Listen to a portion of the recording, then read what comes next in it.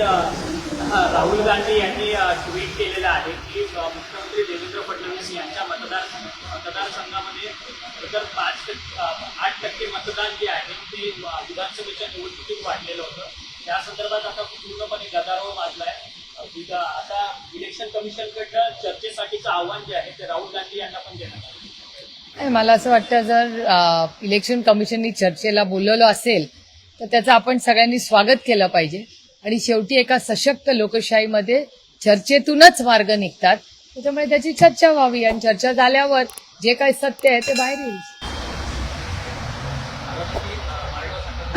परंतु काही तुमच्या पक्षातून देखील विधानसभेच्या निवडणुकीमध्ये जे पराभूत उमेदवार आहेत त्या जवळपास 30 ते 35 पराभूत उमेदवारांनी हायकोर्टात पिटिशन टाकली होती. अचानक पद्धतीने सगळी मतदानाच्या संख्येत जी आहे ती मोठ्या प्रमाणात वाढ झाली आहे. तिथे प्रकाश आंबेडकर यांनी देखील याचिका टाकली आहे की 5 नंतर 76 लाख मतदान कसं वाढलेलं आहे. हे प्रश्न आहेत. त्याची चर्चा संसदेतही व्हावी म्हणजे पारदर्शक कारभार व्हावा आणि परत या घटना होऊ नये ह्याच्यात पुढे चेक्स अँड बॅलन्सेस कसे होऊ शकतात ह्याच्यावर चर्चा झाली पाहिजे. आणि एकच चिंताजनक गोष्ट मला आता वाटते की जो डेटा 3 का 4 महिन्यातच डिस्ट्रॉय होणार आहे. आजकालच्या जगात जिथे एवढे डेटा सेंटर्स आहेत प्लस क्लाउड सारखी यंत्रणा आहे, एआयचं एवढं मोठं आज तंत्रज्ञानात एवढे क्रांती होतीये त्याच्यामुळे डेटा स्टोअर करायला काय फार अडचण नाही. आता ज्यावेळेला विधानसभा निवडणुका झाल्या होत्या त्यावेळेला आपल्या पक्षाच्या वतीनं सुद्धा अनेकांनी आक्षेप घेतलेले होते. अनेकांनी स्थानिक पातळीवर निवडणूक आयोगाला पत्र पाठवून त्यांच्या विधानसभा क्षेत्राची माहिती मागवलेली होती. आपल्या वतीनं या प्रकरणामध्ये काय कोर्टामध्ये जाण्याची भूमिका आहे, निवडणूक आयोगाकडे जाण्याची भूमिका आहे, नेमकी काय? एकतर आमच्या कोर्टात खूप केसेस चाललेल्या आहेत.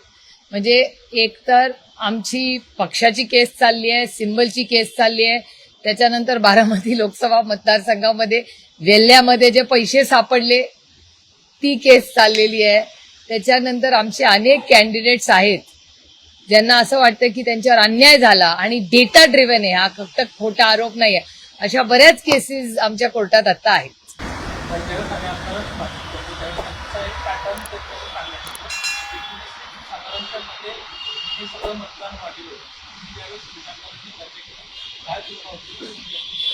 मला वाटतं जी काही चर्चा व्हावी ती पारदर्शक व्हावी आणि ती डेटा ड्रिव्हन असावी. त्याच्यामुळे जो काही डेटा दोन्ही बाजूचा असेल त्याच्यावर पारदर्शक चर्चा व्हावी. म्हणजे एकदा जे काय होईल त्या विषयाचा सोक्ष मोक्ष होऊन तो विषय कुठल्या पद्धतीने जाईल तो लॉजिकल कन्क्लुजनला गेला पाहिजे अशी माझी आग्रहाची भूमिका. आणि जर मला असं वाटतं ते रिचेकिंग सारखं आहे. जर आपण पेपर व्यवस्थित लिहिला असेल तर आपल्याला रिचेकिंगला काहीच हरकत आहे ना द्यायला. राज्य सरकारने महानगरपालिकेच्या निवडणुकीची जी प्रभाग रचना आहे त्यासाठी जवळपास आता महिनाभराची मुदतवाढ केली आहे. त्यामुळे मुंबई, ठाणे आणि नवी मुंबई आणि राज्यातील 29 महानगरपालिकेच्या निवडणुका ज्या आहेत त्या आता दिवाळीनंतर होणार असं चित्र पाहिजे. माझी इलेक्शन कमिशनला एवढीच विनम्र विनंती आहे की जे काय होईल ते पारदर्शकपणे व्हावं. म्हणजे जे वॉर्डची रचना आहे ती पारदर्शकपणे वन साईज फिट्स ऑल झाली पाहिजे. कुणाच्याही राजकीय मनमर्जीनी वॉर्ड्स होऊ नये. हे इलेक्शन आहे, हे पारदर्शकपणे संविधानाच्या नियम कायद्याप्रमाणे, कारण का हा देश कुठल्याही व्यक्तीच्या मनमर्जीनी चालता कामा नये. तो पारदर्शकपणे संविधानानेच चालला पाहिजे. त्यामुळे जे काही नियम कायदे आहेत ते सगळ्यांना समान म्हणजे आमच्यापासून सगळ्यांना समानच असले पाहिजेत. आणि जी काही वॉर्ड रचना असेल त्याचा एक स्टँडर्डाइज फॉर्म्युला असला पाहिजे आणि त्याच फॉर्म्युलानी संपूर्ण राज्यात पारदर्शकपणे त्या झाल्या पाहिजे.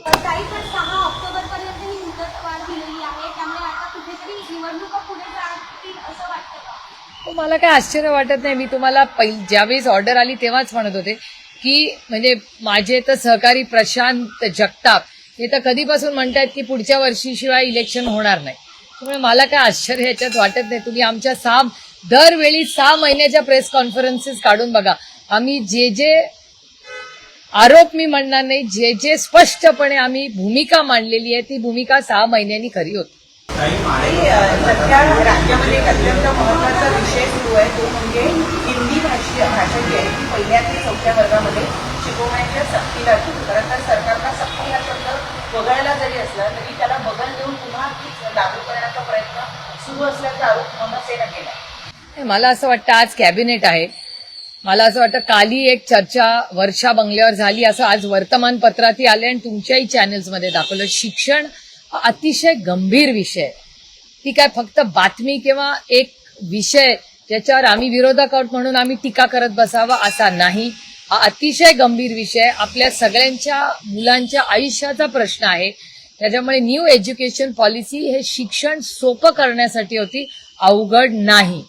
इन्क्लुझिव्ह एज्युकेशन, डिव्हर्सिटी इन एज्युकेशन, असे अनेक नवीन ज्या घटना आहेत. मग स्कॅन्डिनेव्हियामध्ये असलेलं शिक्षण असेल, अनेक परदेशातले मॉडेल असतील, काही भारतातले यशस्वी मॉडेल म्हणजे अनेक जिल्हा परिषदच्या शाळा आहेत ज्याच्याकडे अतिशय चांगले यशस्वी मॉडेल्स आहेत.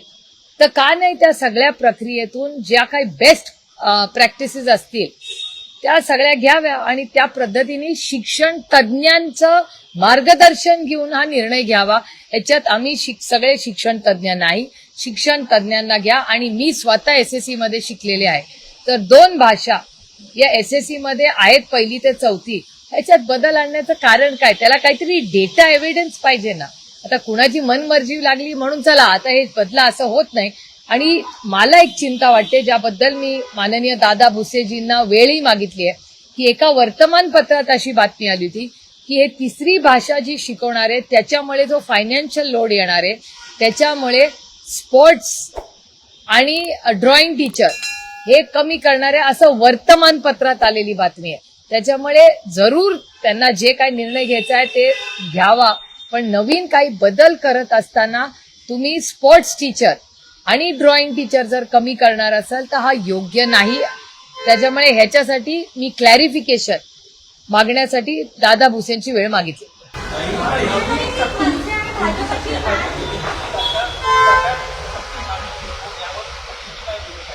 आदरणीय पवारसाहेब परवा ऑलरेडी त्याच्यावर बोललेले आहेत. त्याच्यामुळे माझं म्हणणं आहे कशाची अशा पद्धतीची सक्ती करणं अयोग्य आहे.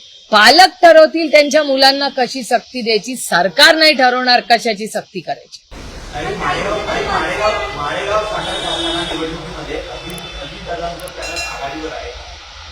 चांगली गोष्ट आहे. जे कोणी लोकांनी मतदान केलंय त्या पॅनेलला शुभेच्छा. असेल ना, मी एवढं सहकार चळवळीच्या इलेक्शनमध्ये आम्ही एवढं लक्ष घालत नाही हो. जे पॅनल निवडून येतं त्याला ताकदीने आम्ही मदत करतो संपूर्ण महाराष्ट्रात. या प्रकरणामध्ये सरकार म्हणजे हिंदी भाषेच्या सक्तीच्या प्रकरणामध्ये सरकार एक पाऊल मागे गेल्यासारखं वाटतंय का? कारण काल पंचायतीच्या बैठकीमध्ये आत्ता शासन म्हणत आहे की आम्ही ज्या ज्या लोकांचा विरोध आहे त्या सगळ्यांची चर्चा करू आणि त्यानंतरच अंतिम निर्णय करू. आधी नोटिफिकेशन काढायचं, पुस्तकं छापायची आणि मग म्हणायचं की आम्ही चर्चा करतो.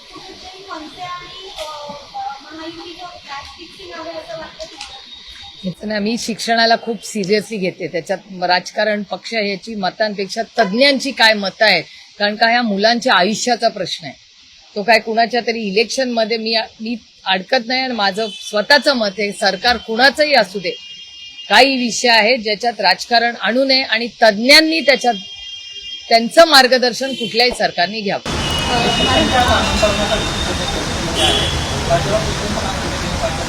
काल अंकुश काकडेंनी ह्याच्यात पक्षाची भूमिका स्पष्ट केलेली आहे. आज केंद्राची कॅबिनेट बैठक पार पडली आणि या बैठकीमध्ये सगळ्या मंत्र्यांना आयपॅड देण्यात आले होते. आज पहिली ही कॅबिनेट पार पडलेली आहे. तुम्ही कसं बघता राज्यांनी टाकलेल्या या पावसावर? I don't have a view. कशी आता कॅबिनेट घ्यायची तो माननीय मुख्यमंत्र्यांचा प्रश्न आहे. आज काळजी घेतली आहे सरकारने. पार्लमेंट तर किती वर्ष झालं आम्ही आहोत. ई पार्लमेंट किती वर्ष झाले आम्ही आहोत. आमचं आता अटेंडन्स आमचं सगळं पार्लमेंटमध्ये गेले अनेक वर्ष आमचं ई पार्लमेंट आहे. Part of development.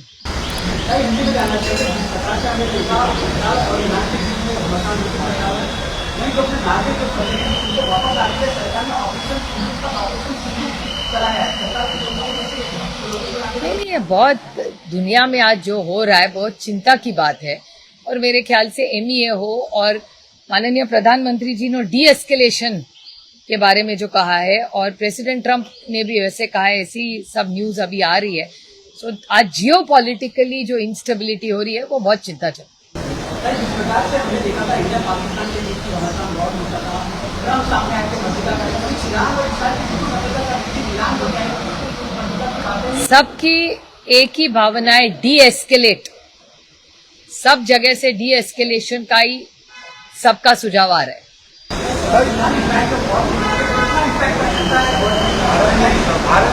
ये तो होगा ही ना, ऑयल होगा, it's always impact. Any war has international repercussions, वो तो होता ही है ना, इज ऑब्वियस।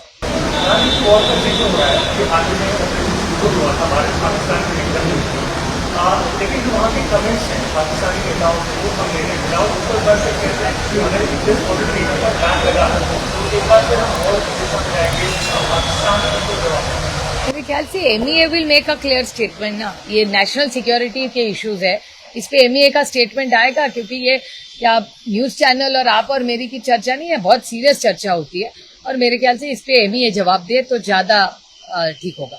रेलवे स्टेशन का नाम बदलकर पेशवा जी के नाम पर रखने की मांग बीजेपी कर रही है। बीजेपी नहीं कर रही है, मेरा तो आप दूसरा पक्ष करें कि महात्मा फुले जी के नाम पर होना चाहिए। अंकुश काकड़े जी ने एनसीपी एसपी का ऑफिशियल स्टेटमेंट कर दिया, कल ही कर दिया।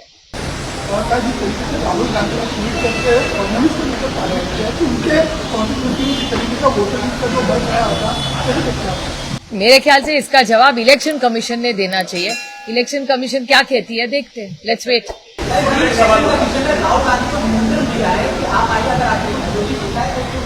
एक कांग्रेस पार्टी एक दो बार जा चुकी है इलेक्शन कमीशन, उन्होंने मांग भी की थी, जो डॉक्यूमेंट्स मांगे थे वो मिले नहीं थे, ऐसे कांग्रेस पार्टी ने मुझे खुद कहा था।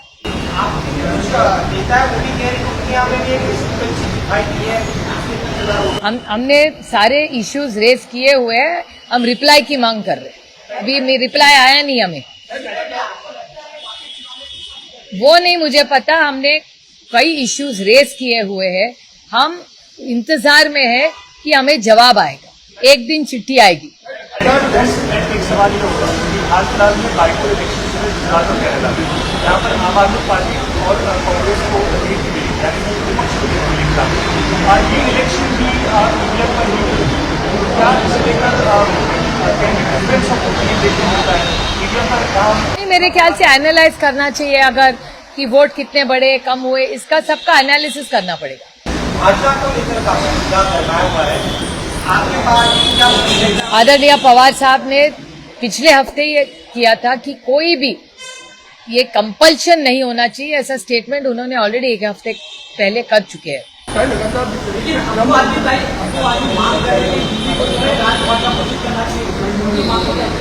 मुझे नहीं पता, मैंने पढ़ा नहीं पेपर में, तो मैं नहीं जानती। ट्रम्प लगातार ट्वीट करके बता रहे हैं कि सीज़फायर हो गया है ईरान और इजराइल के बीच, लेकिन लगातार मिसाइल दागे जा रहे हैं ईरान की तरफ से। मेरे ख्याल से ये एमईए के इश्यूज है, बड़े सेंसिटिव है, नेशनल सिक्योरिटी के इश्यूज है।